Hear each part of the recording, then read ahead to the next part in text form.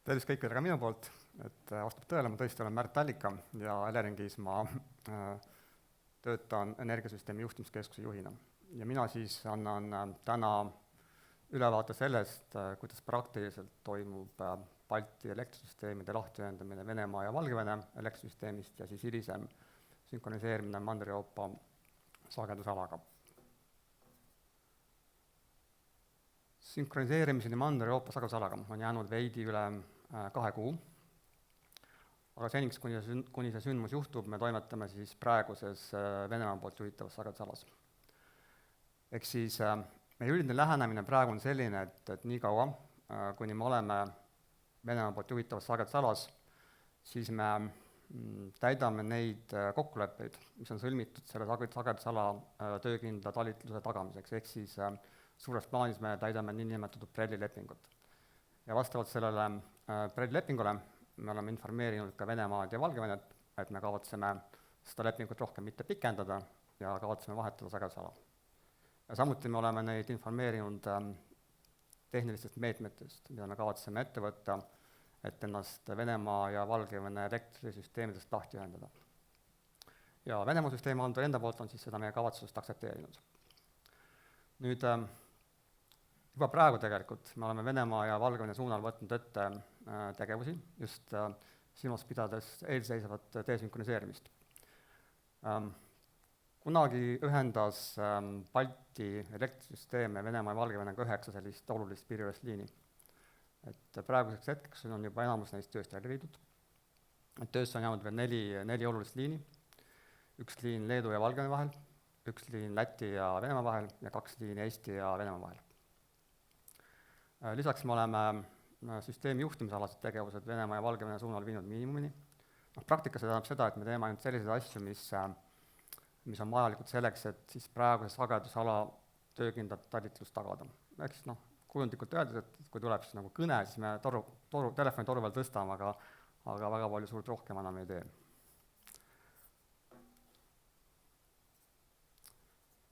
Selleks, et vahetada sagedusala, kõigepealt on vaja siis ennast lahti ühendada praegusest või siis vanast sagedusalast ja alles peale seda me saame ette võtta tegevused ühinemiseks uue sagedusalaga. Ehk siis selleks, et sünkroniseerida, tuleb kõigepealt desünkroniseerida.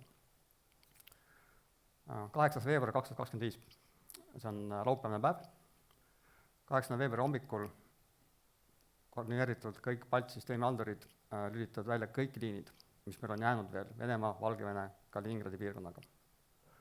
Ja mida on siin võib-olla nagu oluline tähele panna, on see, et see viimane ühendus, viimane liin, mis välja lülitatakse, paikneb Eestis, ehk siis see on Narvas, see on üks üle Narva jõe minevatest liinidest.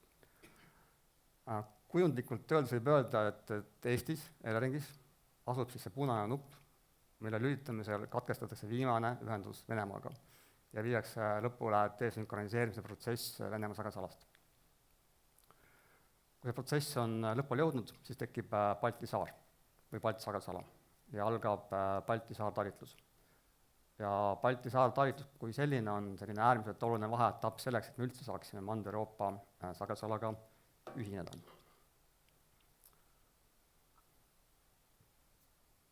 Ehk siis veebruari alguses on 2 sellist hästi olulist kuupäeva, 8. veebruar ja 9. veebruar. Aga juba 7. veebruaril koos Läti ja Leedu kolleegidega me teeme ettevalmistusi Balti saartalitluse tekitamiseks. Ja siis nagu ma ütlesin, 8. veebruari hommikul me lülitame välja kõik liinid, mis meid ühendasid Venemaa, Valgevene, Kaliningradi piirkonnaga. Et järjestus saab olema umbes selline, umbes täpselt.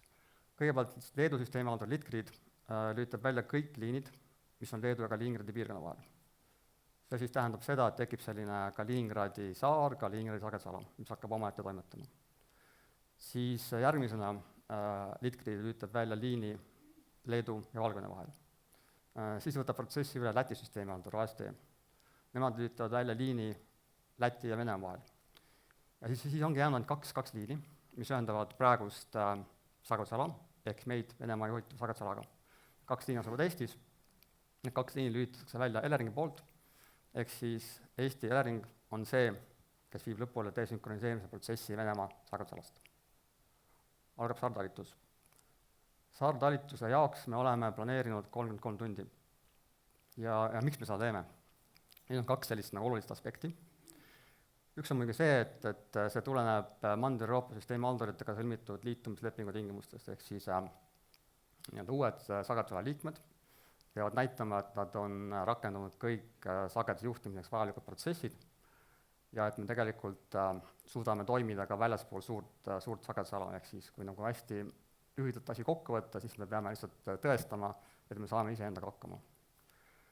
Ja teine aspekt on rohkem seotud tulevikuvaatega, et tulevikus, kui me oleme osa Mandri-Euroopa sagedusalast, siis tegelikult me jääme selle sagedusalaga ühendatuks sellise, ma ei tea, nimetame seda nabanööriks. Nabanööri kaudu, mis läheb üle Leedu ja Poola piiri.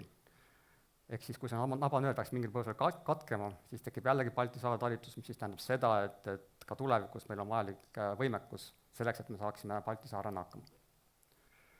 Nüüd, selle Balti saartalitluse ajal enamik sellest ajast on sellised tavapärased rutiinid, tavapärane opereerimine, ehk siis meie juhtimissüsteemid, sagedusreservid, nad reageerivad tavapärastele tarbimise ja tootmise muutustele ja siis tasakaalustavad süsteemi 50 Hz juures. Aga lisaks sellele me oleme planeerinud saartalitluse ajal viia läbi ka mõned katsed. Nende katsete käigus me tegelikult kõigutame sagedust veidi rohkem, kui ta kõigus tavaolukorras. Ehk siis me simuleerime võimalikke häiringuid, natuke suuremat sageduse kõrvalekallet, veendumaks, et meie juhtimissüsteemid, sagedusreservid suudavad toime tulla natuke suuremate sageduse muutustega ja tasakaalustavad jällegi süsteemi 50 Hz juures. Ja mida on oluline mainida on see, et kõik need tegevused on planeeritud nii, et sagedus jääks ohutusse vahemikku, ehk siis tavatarbijad, ettevõtted, nemad ei tohiks sellest protsessist mitte kuidagi mõjutatud saada. Ehk siis saartalitlus, 3 tundi, 8.–9. veebruar ja 9. veebruari õhtul me alustame tegevustega, mille eesmärk on meid sünkroniseerida Mandri-Euroopa sagedusalaga.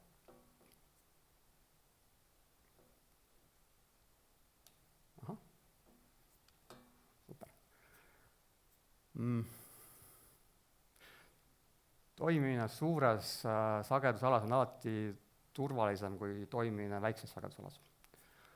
Aga vaatamata sellele me oleme Balti saartalitluse kavandanud nii, et ka Balti saartalitlus oleks turvaline.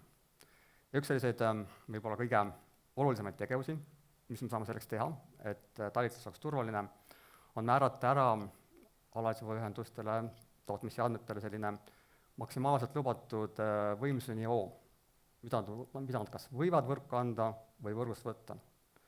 Ja miks me seda teeme, on siis see, et kui see seade peaks saartalitluses selle maksimaalselt lubatud koormuse nivool välja lülituma, siis sellest tekkiv sageduse kõrvalekalle jääks ohutuste piiridesse, ehk siis jällegi meie juhtimissüsteemid, sagedusreservid suudaksid selle kõrvalkalde likvideerida ja jällegi taastada sageduse 50 Hz. Nüüd Balti saartalitluse ajaks on selliseks piiriks, ehk siis me nimetame seda ka suurim lubatud ühikvõimsus, määratud 500 megavatti. Balti elektrisüsteemis on ainult 2 seadet, mille nimiväärtus on sellest numbrist suurem. Üks neist on siis Estlink 2, ehk siis ühendus Eesti ja Soome vahel, ja teine on siis Nordpolt, ehk siis ühendus Rootsi ja Leedu vahel, mis on 700 megavatti. Ehk siis saartalitluse ajal need mõlemad ühendused on piiratud 500 megavatti peale. Ja kuna meil on kokkulepped ka Põhjamaadega, et me saame vajadusel sealt sageduse stabiilsuse toetust, siis tuleme veel täiendavalt